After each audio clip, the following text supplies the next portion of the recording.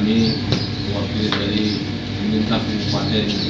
Sederalun, ratusan warga terlibat bentrok di perbatasan Aceh dengan Sumatera Utara, tepatnya di Desa Laibalno, Kecamatan Danau Paris, Aceh Singkil, Selasa 30 Agustus 2016 sekitar pukul 15 waktu Indonesia Barat. Peristiwa tersebut diduga akibat sengketa lahan yang mengakibatkan 3 warga mengalami luka senjata tajam dan benda tumpul. Perkelahian antar kelompok petani itu juga menyebabkan 3 unit sepeda motor dan 2 unit gubuk milik warga terbakar. Sementara itu, situasi di lapangan sudah kondusif.